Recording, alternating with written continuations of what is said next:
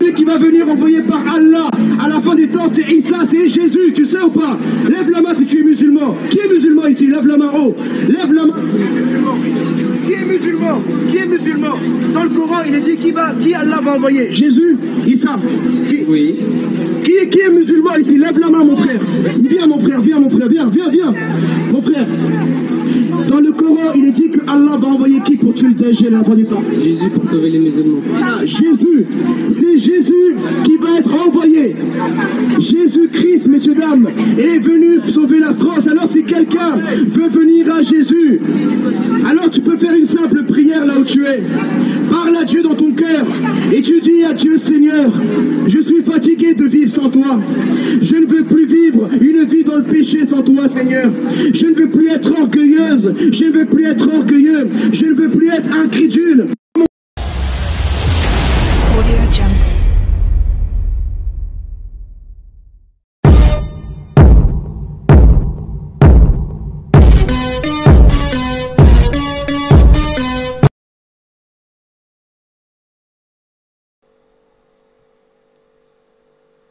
Vous voyez, comme j'ai dit, j'ai l'habitude de les écouter.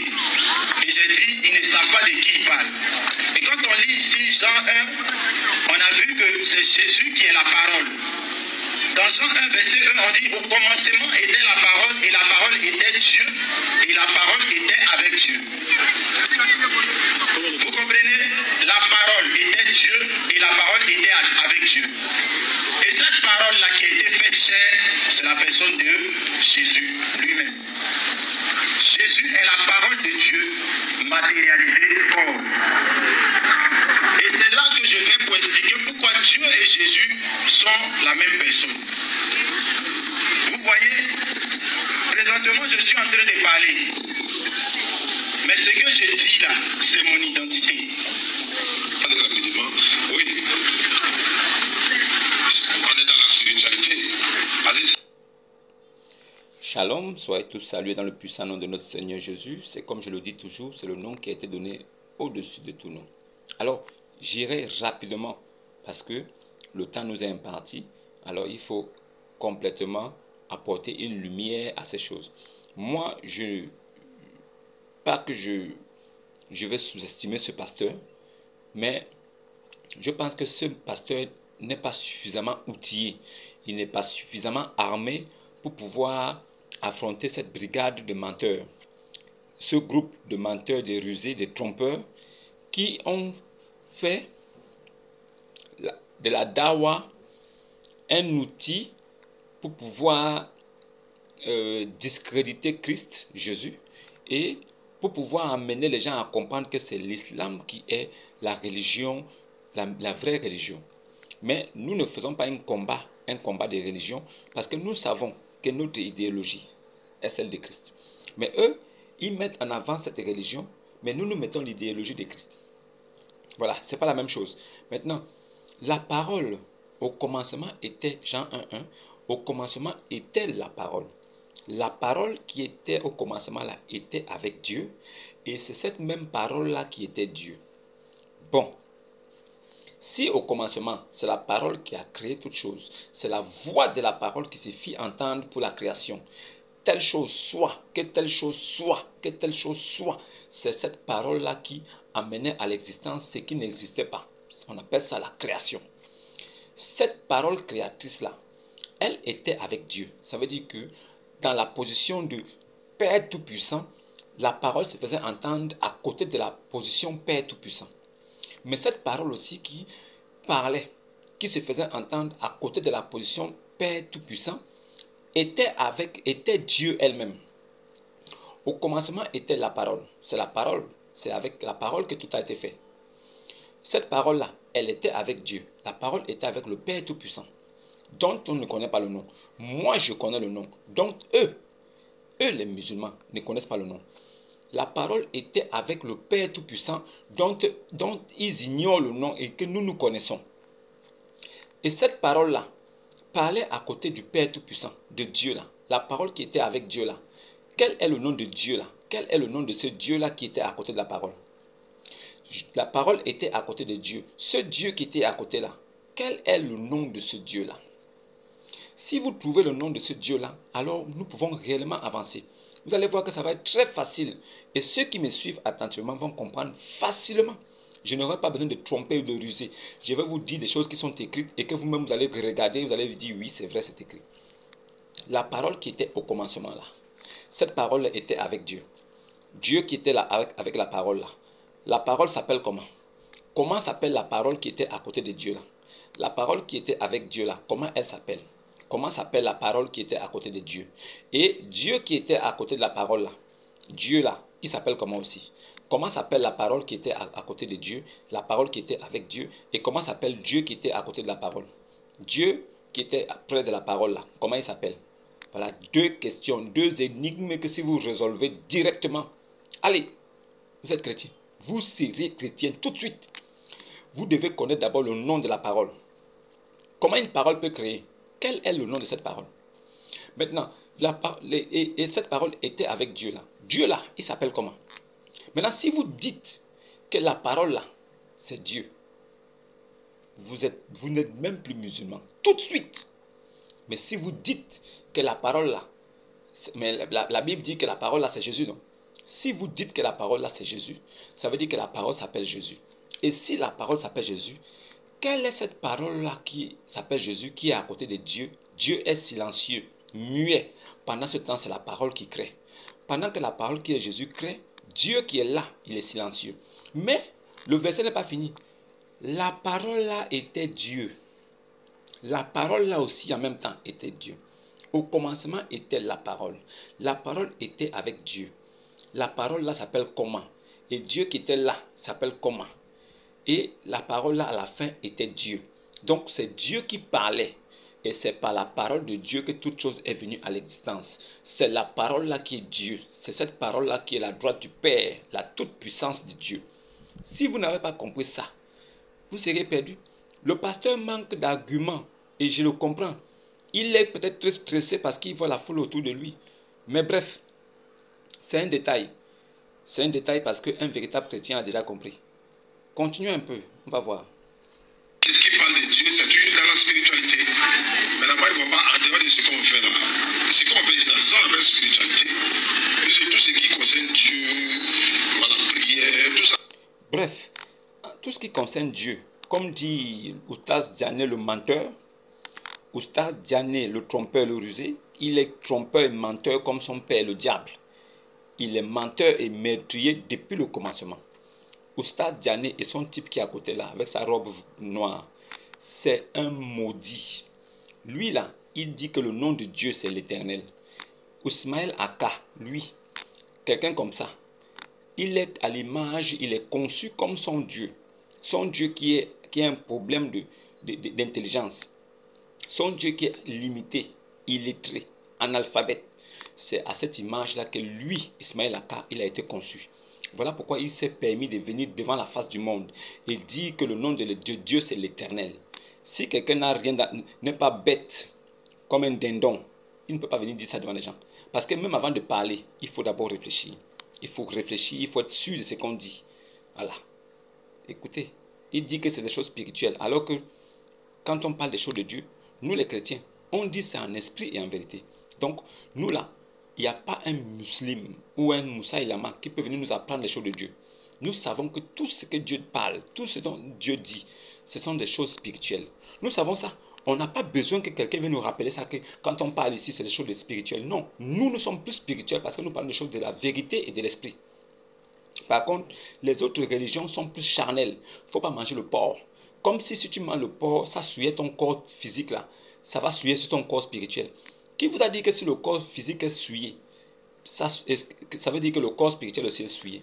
Pourquoi vous mélangez les choses de la chair aux choses de l'esprit? Pourquoi vous dites que le porc est un péché? Manger la viande du porc est un péché. Pourquoi vous dites ça? Si vraiment vous parlez des choses spirituelles, pourquoi la viande de porc peut être un péché? Voilà pourquoi nous on mange de tout. Parce que notre Père a dit manger de tout ce qui se trouve dans le marché. On sait que ce n'est pas le corps là qui va hériter de royaume des cieux. Nous savons ça. Nous pouvons aussi même boire de l'alcool si on veut. Ça ne va aller nulle part. Le vin n'est pas condamné partout. Dans tous les livres de foi, il n'y a pas un verset qui condamne le vin. Mais celui qui en fait excès n'est pas sage. De toute façon, Nous les chrétiens, là, nous savons que tout ce que nous faisons est spirituel. C'est pour le royaume des cieux. Ce n'est pas il faut laver la tête, laver les pieds, laver les mains. Comme si ces choses-là, il faut laver ton truc. Parce que tu attends 72 vierges au paradis. Ça, c'est des bêtises. Les Moussa et Lama sont plus physiques. Tout pour eux est plus physique. Ils ont l'impression que c'est avec ce corps-là qu'ils iront là-bas. Il va expliquer ça aux gens. C'est spiritualité. Tous ces documents, c'est la spiritualité. Voilà. Parce que quand on dit qu'il faut méditer là-dessus, maintenant, comme on parle du principe de la divinité, comme c'est le thème que le frère a donné, on a dit le divin là, il n'a qu'à ouvrir sa bouche pour dire c'est moi, je suis Dieu. Tu dis non, tu n'es pas venu ici pour. Et ils disent que non. Il faut que le pasteur en question leur montre dans la Bible, là où Jésus lui-même il a ouvert sa bouche pour dire qu'il est Dieu. Il faille qu'il ait dit que je suis Dieu pour qu'on l'adore. Oh, d'accord. Donc quand Moïse est venu dire que Dieu qui m'a envoyé vers vous là, le Dieu qui s'appelle Jésus là m'a envoyé vers vous. Le peuple là voulait que Dieu leur dise que non, c'est moi Dieu. C'est moi Dieu, adorez-moi. C'est parce que je sais que si je ne vous dis pas que c'est moi, vous n'allez pas m'adorer. Adorez-moi parce que c'est moi Dieu. Non, il faut que le vrai Dieu vienne dire avec sa bouche que non, adorez-moi. Ou bien qu'il ait dit à son apôtre ou bien à son prophète que écrit que c'est moi Dieu. Mais quand le prophète va écrire que c'est lui Dieu, ou bien c'est moi Dieu, vous allez dire quoi? Que non, c'est le prophète qui a écrit que c'est moi Dieu. Ça veut dire que le prophète se prend pour Dieu. C'est ce que vous allez dire. C'est ce que vous allez dire. Donc, s'il dit que c'est lui Dieu, vous allez dire quoi? Le prophète parle d'une divinité, ce n'est pas la divinité qui parle elle-même. Ne vous perdez pas. Il y a eu des signes qui ont montré que c'était lui Dieu. À travers Moïse, les hommes ont su que c'était lui Dieu. Quand Moïse parlait de lui là, Moïse disait que Dieu a dit. Dieu dit. Mais les gens savaient déjà de qui il s'agissait parce que les preuves et les miracles avaient déjà eu lieu. C'est la même chose pour tous les autres prophètes qui ont suivi jusqu'à Jésus. Donc, Dieu n'a pas besoin de dire que c'est moi Dieu, adorez-moi. Il n'existe aucun verset coranique là où Allah dit que c'est moi Allah, adorez-moi. Il n'existe aucun verset coranique, aucune sourate dans le Al-Qur'an où le Ilah des Arabes qui s'appelle Ibn La ou bien Al-Lat dit que c'est moi Dieu, adorez-moi. Ça n'existe pas. Mais lui, il tient la Bible et il veut forcer, il veut imposer ça au pasteur. Que dis-moi, montre-moi là où Jésus a dit que c'est moi Dieu, adorez-moi. Mais par contre, il a le Coran entre les mains, là où Allah n'a jamais dit lui-même que c'est moi Allah, c'est moi Dieu, adorez-moi. C'est ça qu'on appelle la taquilla et la ruse. Il ne peut pas prendre le Coran qu'il a entre les mains et évangéliser les gens. Il n'y a pas un musulman qui peut prendre son Coran, lire ça devant les fidèles et les fidèles le suivent. C'est pas possible. Il faut toujours qu'il vienne dire que Dieu c'est un homme. Jésus c'est un homme. C'était un homme. Un homme ne peut pas être Dieu. Un homme ne peut pas être Dieu. Dieu ne peut pas se faire un homme. Pour discréditer la divinité de Christ. Comme ça, les gens vont dire que oh, les chrétiens pensent que c'est Jésus qui est Dieu. En même temps aussi, oh non, non, c'est faux. On ne peut pas accepter ça. Nous, on va venir dans une religion où Dieu là, on ne le voit pas. Il est grand. Vous-même qui dites qu'il est grand, on ne le voit pas. Vous l'avez déjà vu? Qu'est-ce qui vous prouve que Dieu est grand et il est grand? Vous l'avez déjà vu où? Vous l'avez vu où?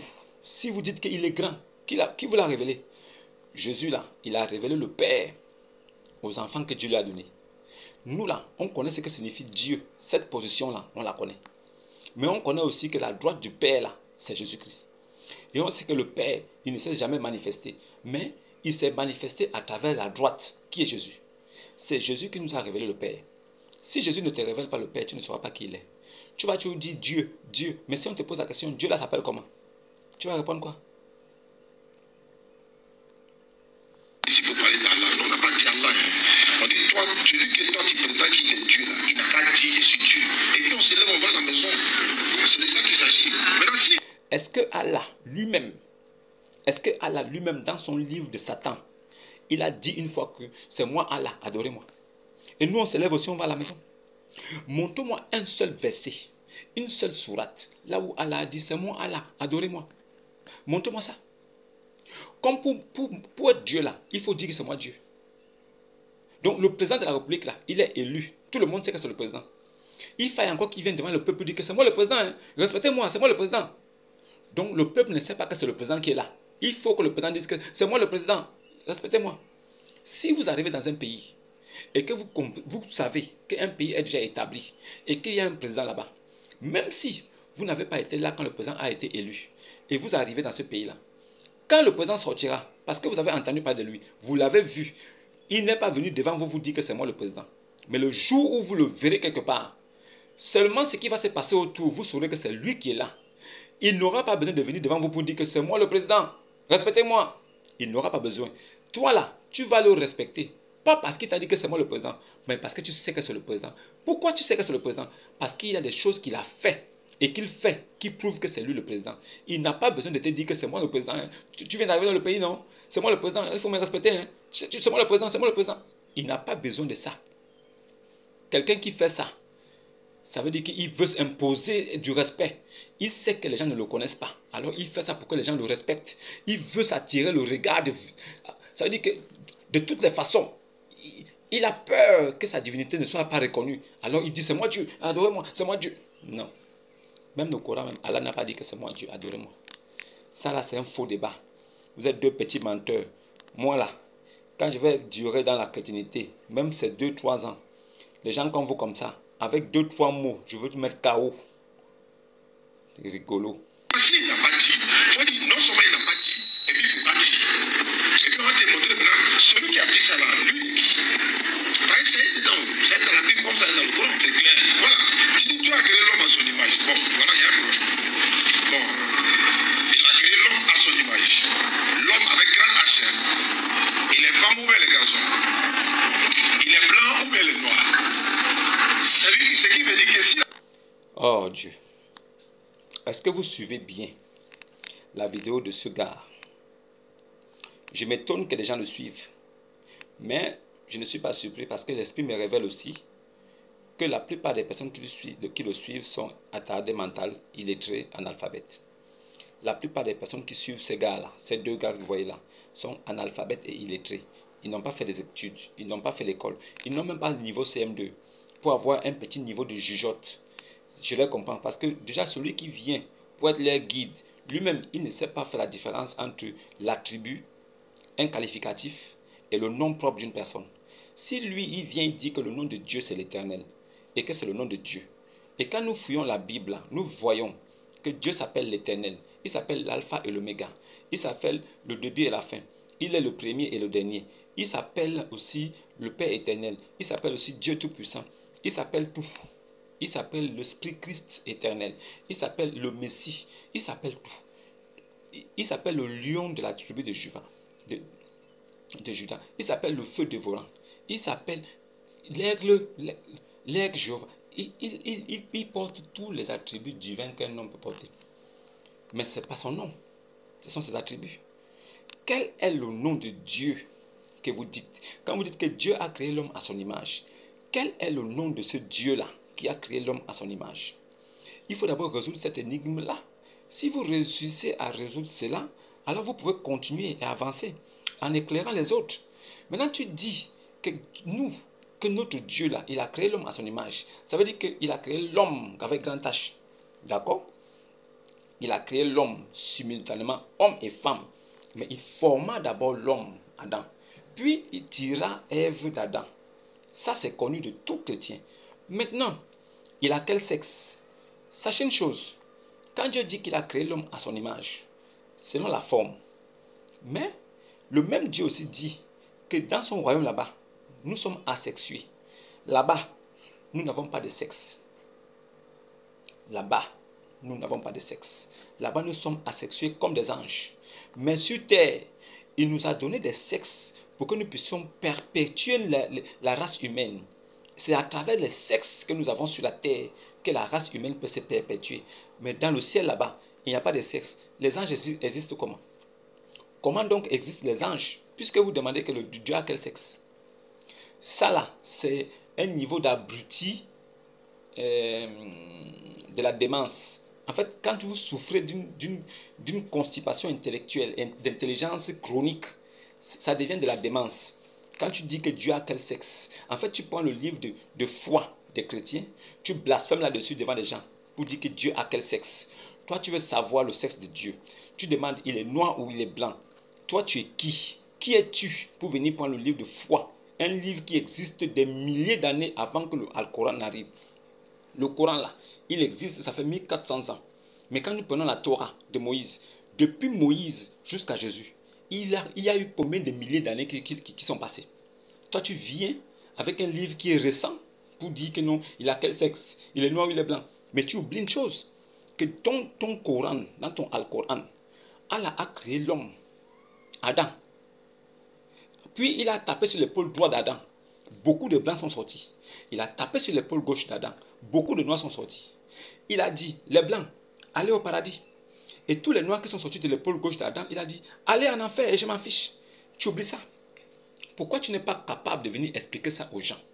Les musulmans qui te suivent là, dis-leur que comme ils sont tous noirs, ils iront en enfer. Et ce n'est pas toi qui le dis, c'est ton livre. Le Coran dit que tous les noirs iront en enfer. Il n'a même pas besoin de poser la question si tu as péché ou pas. De l'épaule gauche d'Adam sont sortis des noirs, comme des fourmis. Il a dit, allez en enfer et je m'en fiche. Maintenant, tous les blancs qui sont sortis de l'épaule droite d'Adam, eux, ils iront tranquillement au paradis. Il faut expliquer ça aux gens. Tes fidèles qui crient, Allah Akbar, attaque-t-il, Allah Akbar. Quand ils finissent de crier comme ça, prends le Coran, tu leur montres ça, tu leur dis, voilà ce qui vous attend. Et ce n'est pas moi qui ai écrit ça. C'est écrit comme ça depuis que le Coran a été écrit. Ce sont les révélations de Djibril. Voilà, c'est lui qui a écrit ça. Il a dit que vous tous noirs là, vous irez en enfer. Quand tu veux savoir la couleur de Dieu là, il faut d'abord que tu connaisses qui est Dieu. Tu ne connais même pas son nom. S'il faut connaître son nom, quand tu connais son nom, maintenant à travers son nom, tu peux te demander, est-ce qu'il est noir ou il est blanc? Maintenant, est-ce que s'il est noir ou il est blanc, cela sauve? Donc tu mets en doute la création de Dieu. Donc tu veux dire que Dieu a créé des noirs, des blancs, des asiatiques, des jaunes, tout ça. Ça veut dire que toi, tu commences à poser la question que il est de quelle couleur? Ça veut dire que toutes les races qui sont construites là, toutes les races qui ont été créées là, ne sont pas de Dieu alors. Si Dieu a créé toutes ces races, mais Dieu, il est l'homme, il est toutes les races. Dieu est toutes les races, il est esprit. Il fait ce que bon lui semble. Toi, tu poses la question s'il est noir, il est blanc. Ça va te donner quoi? Ça va t'amener où? Concentre-toi sur ton Coran et sache que tous les noirs sortis de l'épaule gauche d'Adam iront en enfer. C'est ça qu'il a dit. Il n'y a personne parmi vous qui ne passera pas par l'enfer, car il s'agit là d'une sentence irrévocable de la part de votre Seigneur. Et ensuite, nous y délivérons ceux qui étaient pieux et nous laisserons les injustes agenouillés. Allah dit, vous allez tous passer par l'enfer. Et c'est là-bas en enfer, pendant que vous serez en train de passer dans l'enfer, c'est là-bas qu'il va vous prendre une grosse balance. Il va peser vos péchés et vos bonnes œuvres. Si, quant à celui que la balance sera remplie de mauvaises de péchés là, il va rester là-bas en enfer. Et lui là, il sera agenouillé là-bas. Nous y laisserons. Ça veut dire que l'enfer qui est un passage devient un lieu. Ah là, c'est un rusé. Il dit c'est un passage. Allez, tous les musulmans s'engouffrent. Ils sont en train de partir. Devant là-bas, maintenant, il a dit non. C'est ici que je vais vous juger. Ils disent, oh, comment ça? Comment tu vas nous juger sur le passage? Il dit, oui, c'est sur le passage que je vous juge. Maintenant, on commence à peser vos péchés là-bas. Pendant ce temps, vous êtes en enfer, dans le feu dévorant. Vous êtes dedans, en train de crier. Ouah, ouah. Lui, maintenant, il dit, c'est ici que je pèse. C'est ici que je vais vous peser. Je pèse tous vos péchés ici. Allez, viens. Ibrahim, viens ici. Il parle des bonnes œuvres et des mauvaises œuvres. Comme nous savons tous qu'il n'y a même pas une seule personne qui est pieuse. Comme nous savons ça, qu'il n'y a pas une personne qui peut dire que moi, je suis saint. C'est écrit. Il n'y a même pas une personne. Donc, tous ceux qui vont rentrer là-bas pour suivre Allah, quand il va leur dire que non, c'est ici, je pèse vos péchés. Eux, ils vont lui dire non, tu as dit c'est un passage, on passe seulement. Il dit non, on pèse ici. Maintenant, ceux qui seront bien là, ils vont sortir. Ceux qui ne sont pas bien vont rester. Mais comme il sait que tous là, il n'y a pas un qui va dire que je suis pur. Tous vont rester là-bas, agenouillés. C'est son plan. Le plan, c'est de les amener là-bas. C'est pour ça que ces petits noirs là que vous voyez là, il fallait qu'ils aient l'intelligence de Christ, l'intelligence de Dieu, pour que Dieu leur révèle ces choses-là. Quand il pose la question que Dieu est noir ou blanc, ça va l'amener où? Lui-même qui est en train de parler là, il est noir. Donc, lui n'a pas été créé par Allah. Donc, il est noir parce qu'il a été créé par qui? Qui l'a créé? De sa couleur. Les gens comme ça, ils disent ceux qui sont de la dawa. Les gens les suivent. On a créé l'homme en son image, on le ressemble. On le ressemble. C'est-à-dire que tout ce que nous avons, vous comprenez, c'est que tu as ça. Voilà. C'est la partie qui m'intéresse la plus. C'est cette partie qui me plaît. Il dit, il a ça. Quand il dit il a ça, c'est une façon de dire aux gens que non, il a sexe. Donc lui dit que non, que Dieu a créé l'homme à son image. Donc ça veut dire que si nous sommes comme ça et que nous avons le sexe, nous les hommes, il a ça. Ça veut dire qu'il n'a pas seulement ça. Dites aussi qu'il a aussi pour la femme. Donc Dieu, il a le sexe de la femme et il a le sexe de l'homme. C'est ce qu'il faut expliquer aux gens. Parce que vous êtes en face de personnes qui, comme ils sont illettrés et attardés mental, ils ne te posent pas ce genre de questions. Si Dieu a créé l'homme à son image et que nous les hommes, nous sommes à l'image de Dieu, ça veut dire que Dieu a le sexe de l'homme et il a le sexe de la femme. Il a les deux. C'est ça. N'est-ce pas? Maintenant, qu'est-ce qu'il fait avec le sexe de la femme et le sexe de l'homme? Il faut se poser la question. Maintenant, nous, on ne se pose pas cette question-là parce qu'on sait qu'étant physique, Dieu nous a donné la possibilité de procréer. Voilà, de remplir la terre. C'est pour ça qu'il a mis en nous ces engins. Maintenant, le même Dieu nous a dit aussi qu'au ciel là-bas, il n'y a pas de sexe là-bas. Il n'y a pas de rapport sexuel au ciel. Par contre, vous, votre Dieu de Moussa et Lama, il vous a dit qu'au ciel, chacun de vous aura 72 vierges avec qui il pourra baiser chaque fois. Il pourra faire comme ça chaque fois, au ciel. Vous, votre ciel, chacun de vous a 72 vierges. Il va taper. Ça, c'est votre ciel. Maintenant, notre ciel là, nous serons asexués comme des anges. Aucun homme ne prendra de femmes. Maintenant, vous, là-bas, vous allez faire. Et pendant que vous allez faire ça, vos femmes seront où? Puisque votre Allah, lui ne promet rien de bon aux femmes. C'est vous les hommes qui pourrez faire ça avec 72 vierges. Quand vous faites de la dévierger, elle redevient vierge pour un prochain coup plus tard. Et en ce temps-là, elles sont 72 qui vous attendent. Donc vous ne serez même pas de tout repos. Vous serez seulement en train de faire. Quand tu finis avec celle-là, celle-là t'attend aussi. Il faut aussi faire pour celle-là. Après tu fais pour celle-là. Après tu fais pour celle-là. Jusqu'à 72 fois. Et tu reviens recommencer. Ça c'est votre paradis. Mais nous là, on ne connaît pas ça. Maintenant, votre Dieu, il n'a pas créé l'homme à son image. Lui là, pour créer l'homme, il a pris une goutte de sperme éjaculé. C'est ce que vous devez expliquer aux fidèles. Expliquez aux fidèles que votre Dieu là, il a pris une goutte de sperme éjaculé. Et vous devez nous expliquer là où il a pris cette goutte de sperme éjaculé. Un Dieu tout puissant qui crée avec le kun falakun, kun fayakun, mais il prend une goutte de sperme éjaculé. La question qui est posée, c'est d'où lui sort cette goutte de sperme éjaculé? Si la goutte de sperme était prise dans un récipient, Allah a créé l'homme d'une goutte de sperme qu'il a pris dans un récipient. À partir de là, on aurait dit, ok, d'accord. Nous l'aurons seulement condamné au niveau de la création en lui disant non. Si tu prends une goutte dans un récipient, on ne parle plus de création, mais de formation. Donc, à partir de là, toi, Allah, le Dieu des Arabes, tu as formé l'homme d'une goutte de sperme. D'accord, ça va, c'est bon, ça peut passer. Mais si tu dis que tu as créé l'homme, tu parles de création en prenant une goutte de sperme, pas dans un récipient, mais éjaculé d'une verge. Nous devons te poser la question, qui a éjaculé cette goutte de sperme? Et vous deux là, deux maudits là, vous devez être capables d'expliquer ça aux fidèles, à vos illettrés, analphabètes qui vous suivent là, que voilà, la goutte de sperme éjaculée dont Allah parle est sortie de quelqu'un. Et vous nous donnez le nom de cette personne. Puisque vous reconnaissez que Dieu là, il est seul, il n'a pas d'enfant, il n'a pas été créé, il n'a pas de mère. D'accord. Maintenant, comme il était seul à la création, qui a éjaculé la goutte de sperme qu'il a pris pour créer l'homme avec? Mais nous disons, Allah a pris une goutte de sperme pour former l'homme avec. Donc, qui a éjaculé la goutte de sperme que Allah a pris pour former l'homme? Nous, on corrige directement votre Dieu. Lui parle de création, mais nous, on parle de formation. Mais nous avons raison parce que c'est de la formation dont il s'agit, pas de la création. Alors, la goutte de sperme éjaculée là, qui a éjaculé cette goutte? Puisque tu dis que notre Dieu à nous, il est un homme, il a le sexe. D'accord. Mais lui là, il n'a pas éjaculé quelque part. Mais votre Dieu à lui, à vous, votre Dieu, lui là, il a pris une goutte de sperme éjaculée. Il a pris la goutte de sperme éjaculée où? Comme lui, il n'est pas un homme, mais il prend la goutte de sperme éjaculée où? C'est ce que vous devez expliquer aux gens. La ruse là, c'est pour des petits chrétiens que vous rencontrez dans la rue. Vous là, vous n'êtes même pas des personnes. Ceux qui vous suivent sont égarés. Quand la vérité va les parvenir, ils vont vous laisser. Et vous-même, vous allez vous repentir.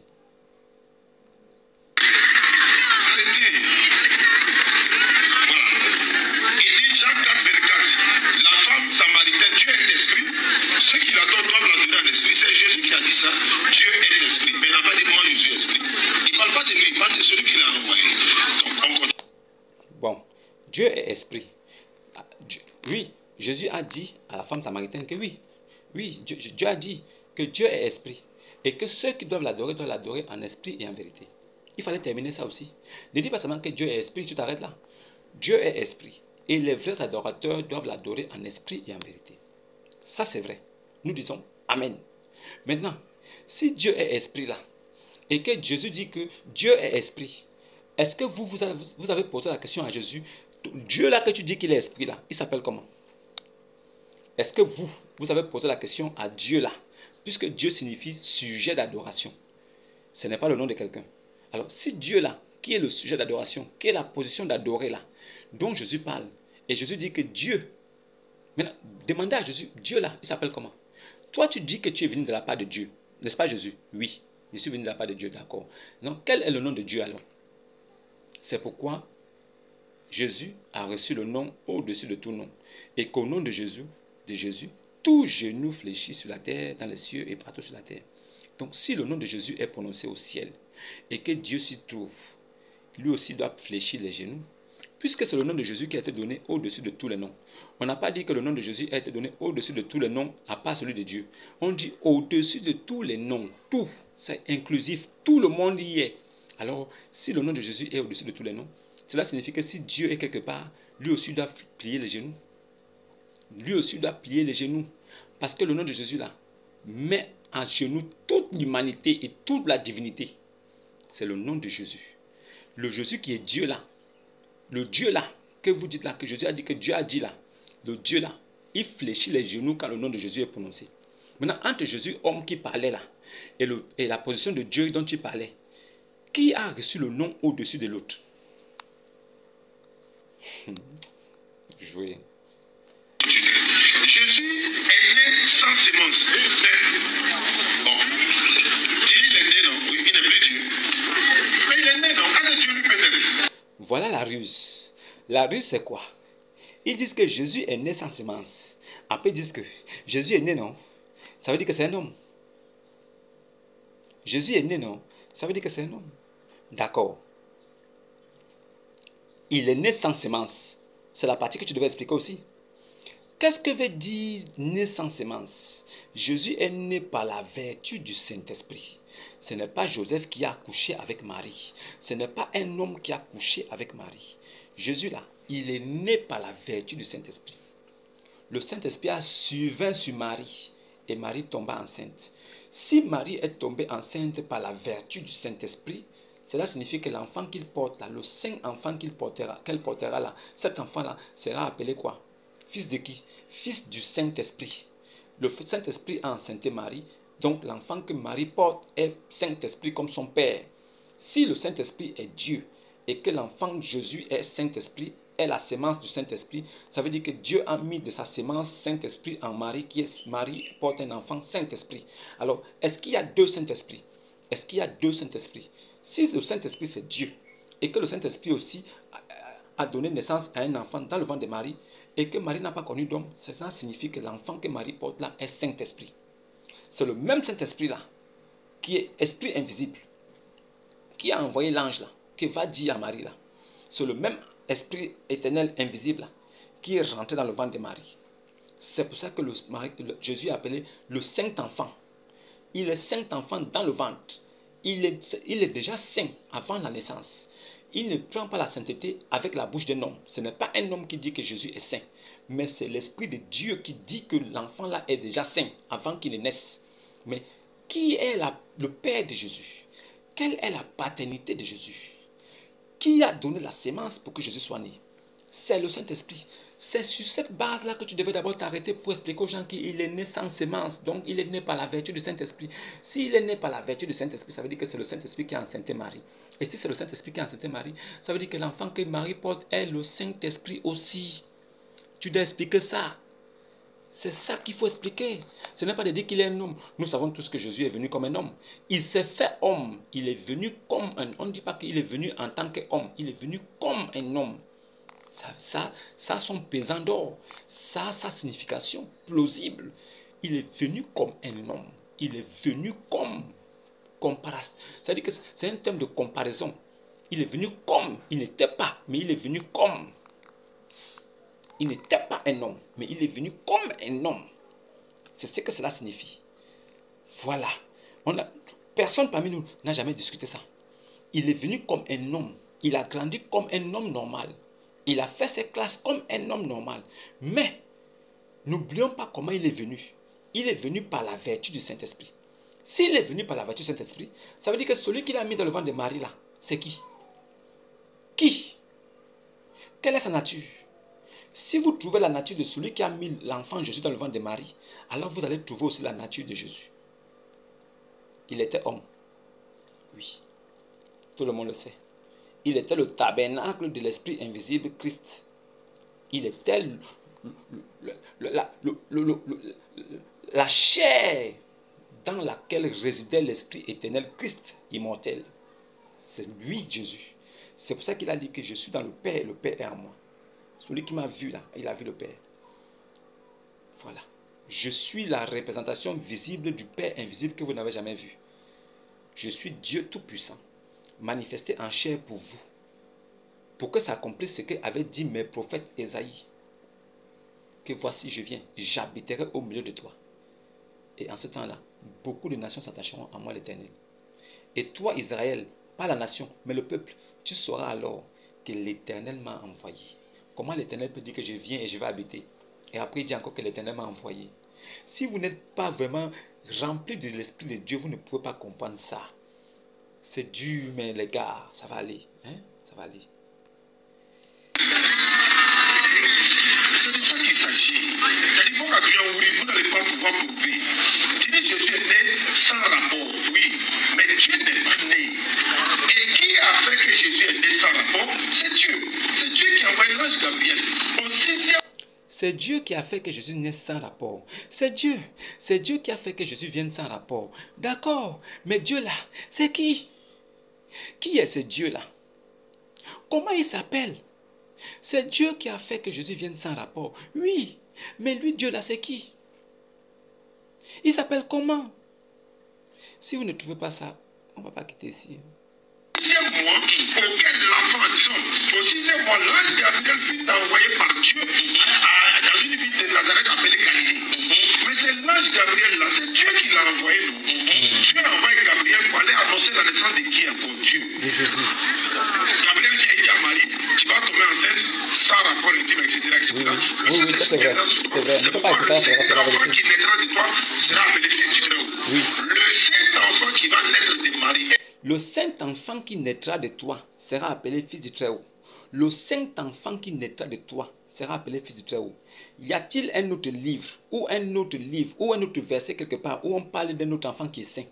Y a-t-il un autre Saint-Enfant qui est né après Jésus? Avant Jésus, y a-t-il eu une naissance d'un Saint-Enfant? Est-ce que Jésus-là, il n'est pas le seul qui est né saint? Est-ce que Jésus n'est pas le seul enfant, Saint-Enfant? Ce n'est pas lui. Y a-t-il quelqu'un d'autre? Est-ce qu'après Jésus, il y a quelqu'un qui est venu pour dire que je suis le Saint-Enfant? Est-ce qu'il y a eu l'annonce d'un autre enfant qui devait naître, qui devait être appelé le Saint-Enfant? Le seul qui est appelé le Saint-Enfant, c'est Jésus. C'est lui seul. C'est lui Jésus qui est le seul Saint-Enfant. C'est le seul. Il n'y a pas un autre. Alors s'il est saint, il est l'enfant de qui? Il est l'enfant de qui? Et non Dieu qui va naître de Marie. On s'en va encore. Tu dis, il a dit à Marie, le Saint-Esprit viendra sur toi. Oui, bien sûr. Il a dit à Marie. Mais qui a dit à Marie? C'est Dieu. C'est d'abord un problème. Dieu dit à Marie. Non, ce n'est pas Dieu qui dit à Marie. Quand tu lis là, il faut lire ce qui est écrit.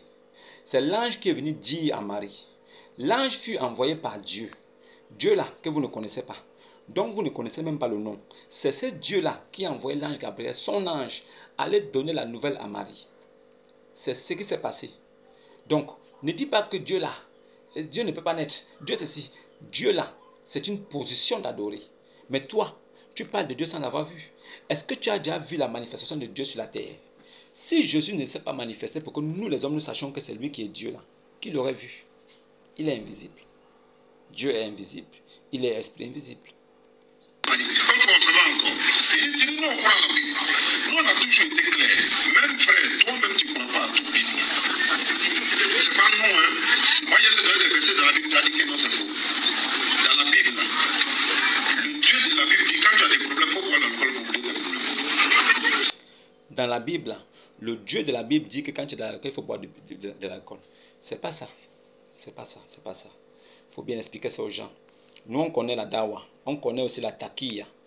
Dieu dit, fais usage d'un peu de vin. Ça veut dire que si tu essaies beaucoup de médicaments et que ça ne marche pas, bois aussi un peu de vin. Ça peut te soulager. Il n'a pas dit que va boire à l'ivresse. Ce n'est pas écrit. Ce n'est pas dit va boire à l'ivresse. Par contre, dans le Al-Qur'an, Allah lui dit que, oh, mes croyants, n'approchez pas de la salade quand vous êtes ivre. Attendez que cela passe d'abord et que vous soyez capable de comprendre ce que vous dites. Allez vous reposer dans un coin. Quand ça passe là, revenez maintenant prier. Dans votre Coran là, Allah dit, il parle de l'ivresse. Il ne parle pas de boire du vin. Mais par contre, Paul et certains autres disaient, ils exhortaient les gens à boire un peu de vin de temps en temps. Si ils se rendent compte qu'ils ont une maladie qu'ils n'arrivent pas vraiment à soigner, mais boire du vin, ce n'est pas mauvais. Mais pas de boire à l'ivresse. Non, ce n'est pas boire des pipis de chameau. Nous sommes aujourd'hui là, au XXIe siècle. Je n'ai jamais entendu quelque part que les pipis de chameau soignent toutes les maladies. Ou bien que dans les hôpitaux là, ce sont les pipis de chameau qu'on utilise pour soigner toutes les maladies, le cancer, le sida et toutes les autres maladies là. Je n'ai pas entendu ça. Mais votre type là, Ibn Abi Kapcha, il a dit qu'il faut boire les urines de chameau, que ce sont les maladies. Ça soigne quelle maladie? Les urines de chameau soignent quoi? C'est ce qu'il faut enseigner à vos fidèles ignorants et illettrés qui sont à côté de vous là, qui crient alors wabba. Quand vous criez atakti, alors wabba, c'est à ça qu'il faut l'expliquer. Demandez-leur de boire les urines de chèvres. Puisque les chameaux là, ils ne sont pas différents des chèvres, chameaux, chèvres, moutons, buvez les urines de moutons aussi, si vous pouvez. Ça va vous soigner. Ce n'est pas seulement les urines de chameaux. Est-ce que les urines de chameaux peuvent soigner? Ibn Abi Kapcha a dit ça. Vous faites comme si vous n'avez rien dans la tête parce que vous voulez venir mentir. Expliquez ça à vos fidèles, que les urines de chameau peuvent soigner toutes les maladies. Ils vont aller boire ça. Des maboules comme ça. Le Dieu de la Bible, le Dieu de la Bible, il regrette. On dit, l'Éternel s'est repenti d'avoir fait l'homme sur la terre. Il fut affligé à son cœur. Il dit, je me... L'Éternel se repentit d'avoir fait l'homme sur la terre et fut affligé à son cœur. Quand Dieu, esprit invisible, il prend la forme d'un homme, alors il est capable de ressentir des choses comme les hommes ressentent. N'oubliez pas que nous les chrétiens, nous là, qui nous réclamons du Dieu des Juifs là, nous là, nous avons été créés à l'image de Dieu. Et si nous sommes créés à l'image de Dieu, ça veut dire que Dieu, il peut prendre la forme d'un homme, il peut prendre la forme d'un humain et venir et avoir les mêmes sentiments comme nous. Si Dieu se repent d'avoir créé l'homme, ça veut dire qu'il est sous la forme d'un homme. Il est sous la forme d'un homme et il se repent. Comme Jésus-Christ est venu sous la forme d'un homme. Comme Melchisedec était sur la terre sous la forme d'un homme. Mais il n'avait ni généalogie, ni père, ni mère. Il était le sacrificateur du Dieu très haut. En ce moment-là, il peut gémir en son cœur, comme un homme. Mais ça n'empêche que dans sa position d'esprit, quand il remonte, il est tout puissant et il n'a aucun sentiment. C'est pour ça que Dieu, quand il parla à Moïse, qu'il a dit, prends Aaron et Marie, retrouvez-moi dans la tente d'assignation. Quand ils sont venus, l'Éternel est descendu. Quand il parlait, il a dit quoi? N'avez-vous pas craint de parler ainsi de mon serviteur? Quand il y aura un prophète parmi vous là, c'est par songe ou par rêve que je me révélerai à lui. Il n'en est pas ainsi de Moïse. Je lui parle bouche à bouche. Il est fidèle dans toute ma maison. Mais quand Dieu finit de parler comme ça, pendant que Dieu parlait, Marie n'avait pas la lèpre. Mais c'est quand Dieu, ça veut dire que quand Dieu s'éleva dans les cieux, en même temps la lèpre a tapé Marie, paf, au visage. Ça veut dire que Dieu, sur la position d'un homme, il est compatissant. Il est pardonneur. Il prend pitié de l'homme. Mais dès qu'il remonte dans sa forme spirituelle, il n'a aucun sentiment. C'est la même chose qu'il a fait avec Abraham. Quand il allait voir Abraham, quand il partait détruire Sodome et Gomorrhe, Abraham a dit, ah papa, ne fais pas ça. Oh. Si tu trouves 10, non, 30, il a dit, non, je ne vais pas détruire. Si tu trouves 20 juste là-bas, tu fais comment? Non, je ne vais pas toucher. Ah bon? Ok, d'accord. Dieu a dit, mais si je ne trouve pas, je vais détruire tout ça. Mais quand Dieu parlait avec Abraham, il a mangé même, il a bu, il a discuté. Mais quand Dieu s'est élevé au ciel, des lances de feu sont descendues vers Sodome et Gomorrhe. Ça veut dire que Dieu, dans sa position d'homme, il comprend l'homme, il exerce la compassion et la miséricorde, il prend pitié de l'être humain. Mais dès qu'il remonte, il n'est plus la même chose. Ne faites pas l'amalgame entre Dieu quand il prend une position d'homme sur la terre, quand il prend un tabernacle et qu'il vient sur la terre. Le tabernacle de Dieu sur la terre, c'est le corps humain qu'il prend. Ne confondez pas ça et dans sa position de toute éternité. Dans sa position de toute éternité, ces choses n'existent pas. Mais quand il s'est fait homme, ces choses existent en lui. Parce que nous sommes le prototype même de notre Dieu. Nous sommes la création parfaite de notre Dieu.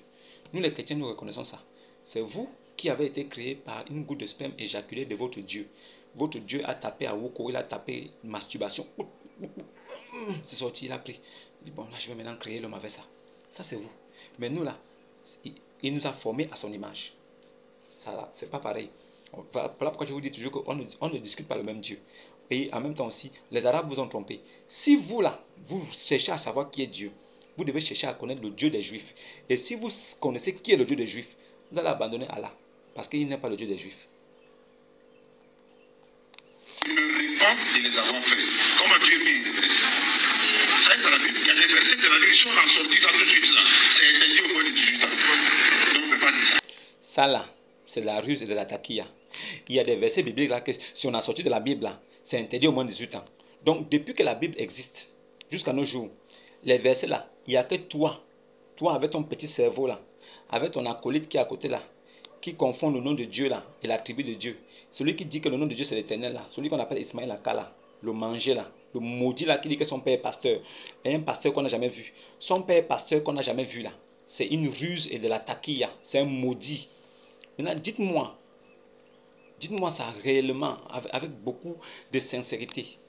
Expliquez-nous ça. Les gens veulent comprendre un peu ce que vous voulez dire. Il faut nous expliquer, vous savez, quand vous vous mettez devant les gens comme ça pour parler, expliquez ça aux gens. Expliquez clairement aux gens. Expliquez. Donc c'est pas, nous on ne croit pas à la totalité de la Bible. Maintenant, les versets bibliques là, non, les versets bibliques interdits de moins de 18 ans là. Les versets bibliques interdits au moins de 18 ans que tu voulais lire là. Mais lis au moins 2 ou 3. Comme ça au moins les gens sauront que oui, tu dis la vérité. Lis au moins 1 ou 2 versets. Que bon, voilà 2 versets que j'ai lus. Maintenant vous avez compris. Voilà la vérité. Il n'en est pas. Il va dire, ne m'as-tu pas coulé comme du miel? Non, ça là c'est autre chose. Ou bien il va dire quoi? Il va parler de... Non, vraiment, Dieu vous a mis une puissance d'égarement au corps. Hein. Donc, depuis que la Bible existe, jusqu'aujourd'hui, nous là, on n'a pas découvert les versets bibliques interdits au moins de 18 ans là. Dieu vous a fait grâce à vous, deux ignorants, deux limités. C'est à vous les limités là que Dieu a fait grâce de trouver quelques versets dans la Bible.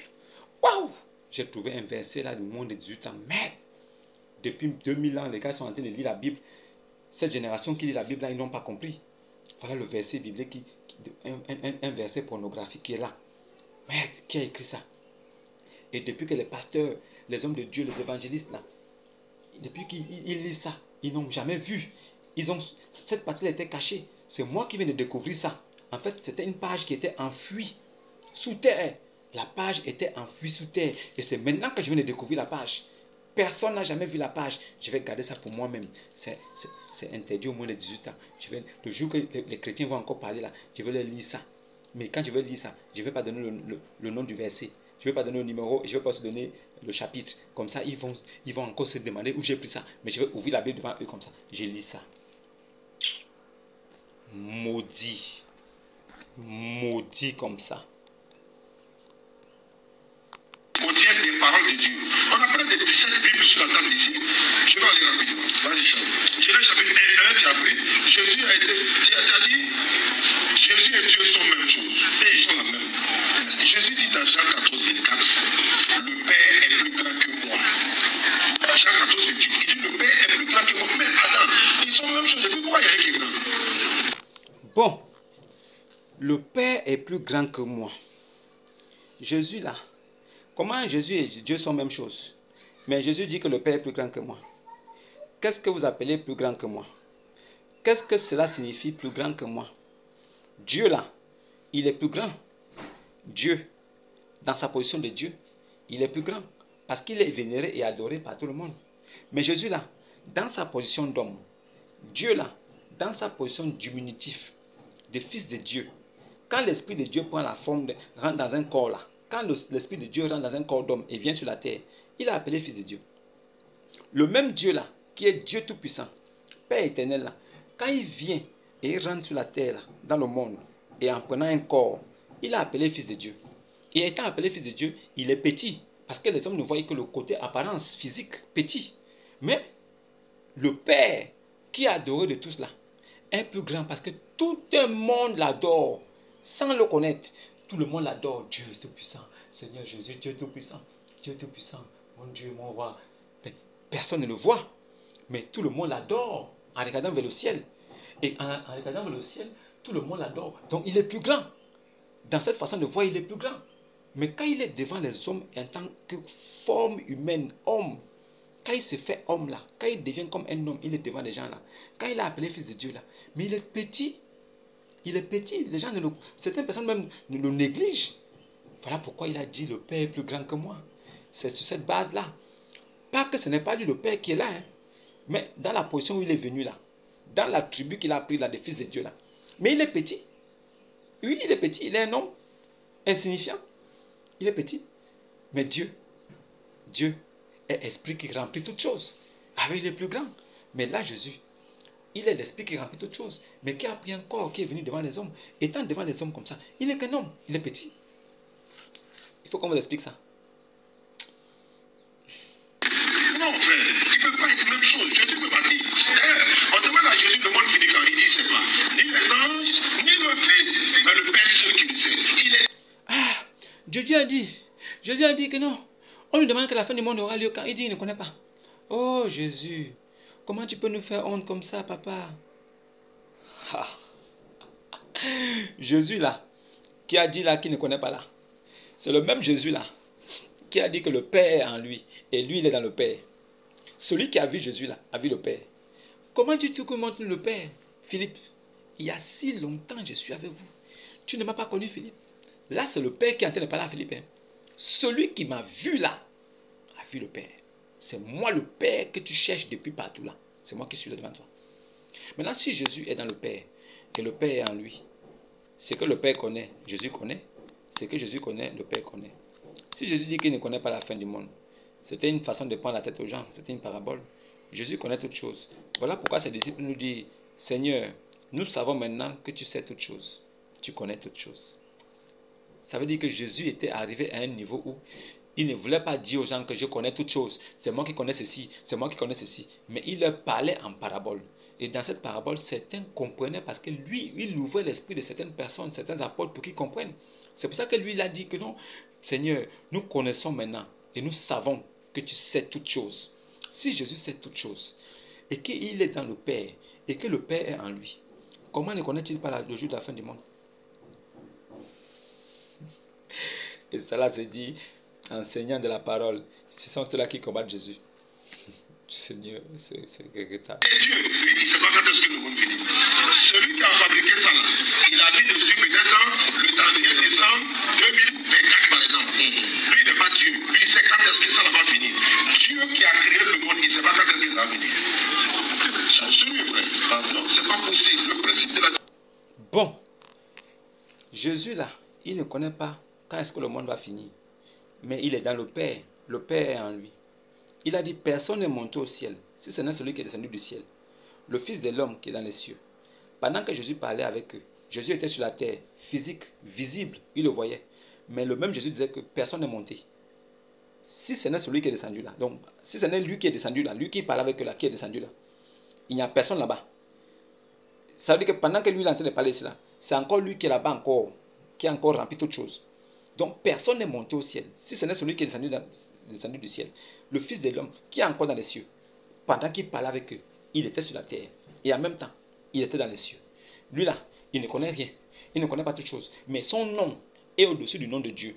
Parce qu'il a reçu le nom au-dessus de tout nom. Et afin qu'au nom de Jésus, tous tous genoux fléchissent. Même les genoux de Dieu fléchissent. Les genoux de Allah, Ibn Allah, fléchissent aussi. Tous les genoux fléchissent sur la terre. Donc, Jésus qui ne connaît rien là, qui ne connaît pas le jour de la fin du monde là, mais son nom est au-dessus de tous les noms. Ah, d'accord.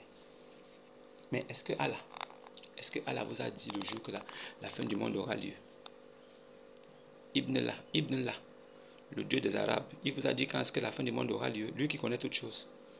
Lui qui n'a jamais dit dans le Coran que c'est moi Dieu, adorez-moi. Lui qui dit que c'est lui Allah. Les gens disent que c'est lui Allah. Point de divinité à part lui, c'est lui Allah. Donc il ne peut pas dire que c'est moi Dieu, mais il dit c'est lui Allah.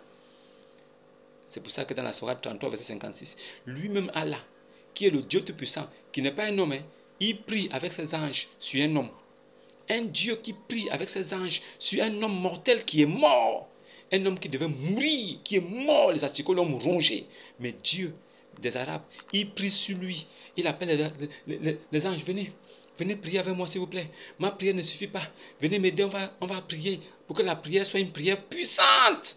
Venez, on va prier. Après, en même temps, ça ne peut pas suffire encore. Appelez aussi les esclaves là. Oh, mes esclaves, vous qui croyez là, priez aussi sur lui et adressez-le vos salutations.